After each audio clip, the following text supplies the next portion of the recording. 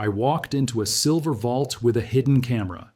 What I discovered proves everything we've been saying about fractional reserve precious metals. And I have the serial numbers to prove it. Let me be clear about what I'm about to show you. This isn't speculation. This isn't theory.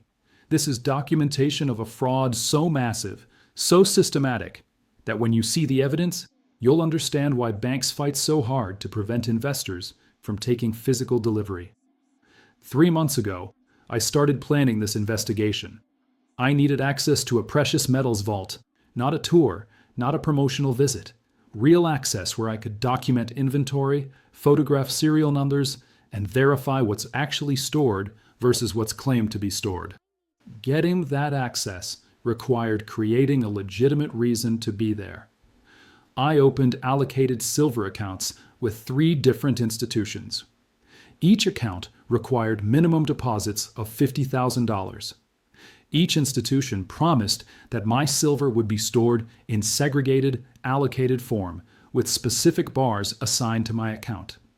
Each institution provided vault visit rights as part of the service agreement. The first vault I visited was in Delaware, a private storage facility used by multiple financial institutions to hold client precious metals. The facility looks exactly like you'd expect: armed security, biometric scanners, vault doors that weigh several tons. Very impressive, very secure, very official. The vault manager who escorted me was professional and accommodating. I explained that I wanted to photograph my allocated bars for insurance documentation. This is a reasonable request. The bars have serial numbers. Photographing them creates a verifiable record. We entered Vault Section C, where my silver was supposedly stored. The vault is organized by client institution, then by client account.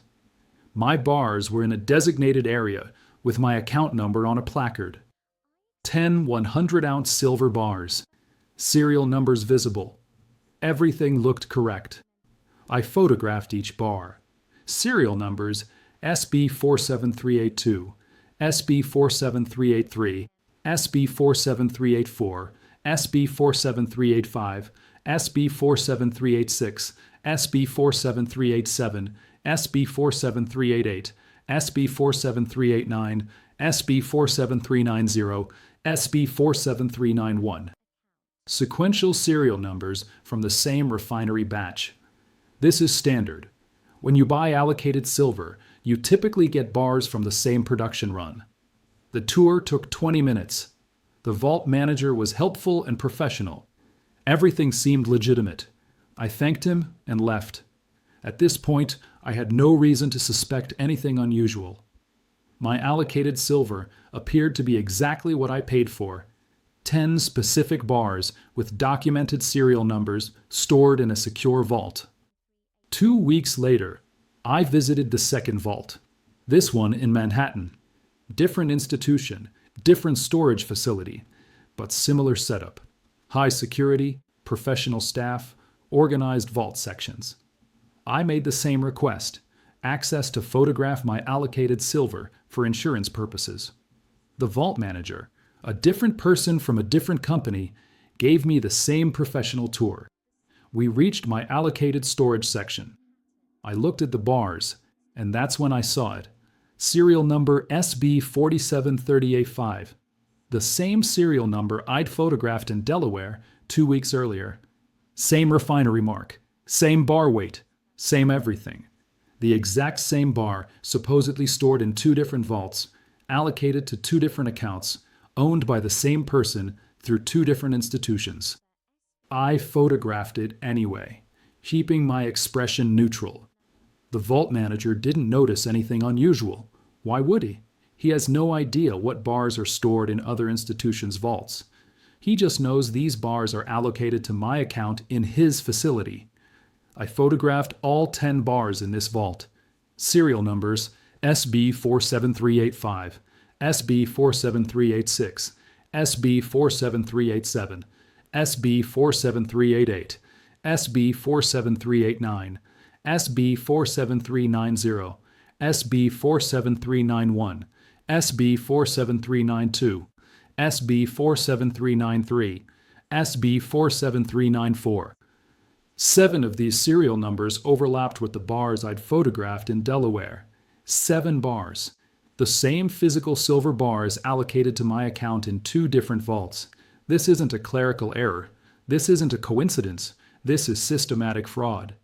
But I needed to be absolutely certain. Serial numbers can be faked. Photographs can be manipulated. I needed third-party verification that these were truly the same bars in 2 locations, which is physically impossible unless someone is lying about what allocated means. I requested official inventory certificates from both institutions. These are legal documents that certify specific bars are stored in specific vaults allocated to specific accounts. Both institutions provided them within a week. Both certificates listed the overlapping serial numbers. Both claimed those bars were in segregated storage allocated exclusively to my account. I now had legal documentation from 2 separate financial institutions claiming ownership of the same physical silver bars. This is fraud. Unambiguous, documented, prosecutable fraud. But I wanted to test the third institution. I visited the third vault in Chicago. Different company, different storage facility, same process. By this point, I knew what to look for. The Chicago vault had 4 bars with serial numbers matching bars I'd seen in both Delaware and Manhattan.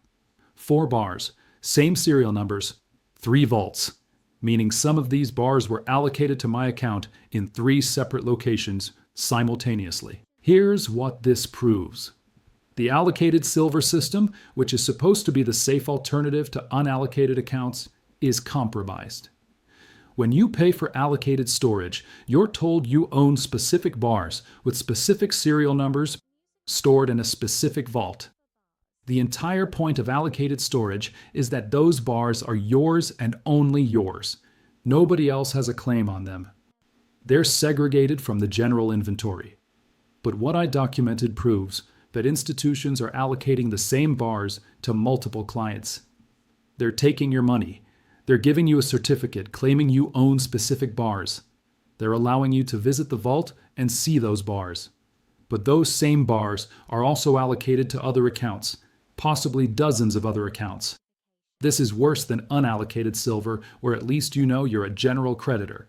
This is fraud disguised as allocated ownership. Now, let me show you how they get away with it. The key is that allocated silver clients rarely visit vaults. Most allocated accounts are held for years without the owner ever requesting physical access. The institutions know this. They count on it. Think about the logistics. If you have 100 clients with allocated accounts, and each client owns 1,000 ounces, you would need 100,000 ounces of physical silver in segregated storage. But if you know that only 2 to 3% of clients will ever visit the vault, you can store 10,000 ounces and allocate the same bars to multiple accounts. As long as clients don't visit simultaneously, nobody discovers the fraud. It's musical chairs with silver bars. The music keeps playing as long as everyone doesn't try to sit down at the same time. Here's how I tested this further. I requested delivery of my silver from the Delaware vault. The process, they told me, would take 6 to 8 weeks. I asked why. They said they needed to verify the bars, arrange secure transport, and coordinate with their logistics partners. But here's the interesting part. While waiting for the Delaware delivery, I kept my allocated accounts active in Manhattan and Chicago. I periodically checked the online portals showing my allocated inventory. The serial numbers never changed. According to the systems, my bars in all 3 locations remained in place. After 7 weeks, Delaware sent me delivery notification. The bars were ready for pickup or shipping. I arranged pickup. When I arrived, they had 10 100-ounce bars ready for me. I checked the serial numbers. Different serial numbers, not the bars I'd photographed, not the bars listed on my original allocation certificate. I asked why. The vault manager explained that they'd done an inventory optimization, and my original bars had been swapped for equivalent bars from the same refinery batch to facilitate more efficient storage organization. This is vault management speak for, we didn't have your actual bars available, so we're giving you different ones. This confirmed it. They don't maintain specific bar allocation. They maintain a pool of bars and shift inventory between clients as needed. Your allocated silver is only allocated in the database. The physical metal is fungible and shared. I took delivery of those 10 bars. Then I visited Manhattan and Chicago again. The bars with overlapping serial numbers were still in both vaults, still allocated to my accounts, still listed on my certificates.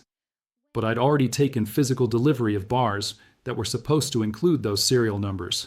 This is the proof. This is what fractional reserve precious metals looks like in practice. You can have certificates. You can have vault visits.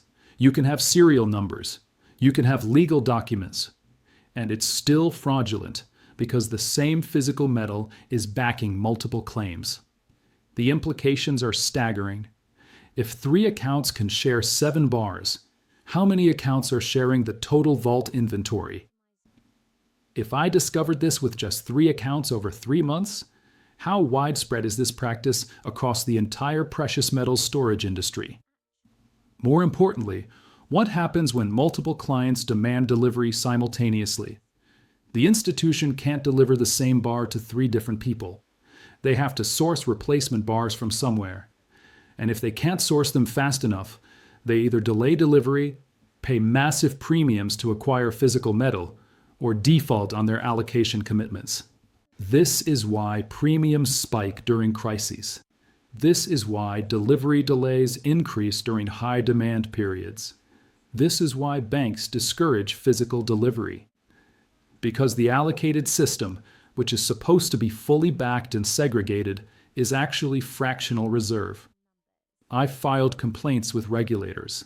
I provided documentation, photographs, serial number records, allocation certificates, delivery receipts. I showed them proof that the same bars were allocated to multiple accounts in multiple vaults. The response was exactly what you'd expect. We're investigating. This appears to be an isolated incident. The institution has assured us this was a clerical error. No systemic fraud has been identified. Clerical error.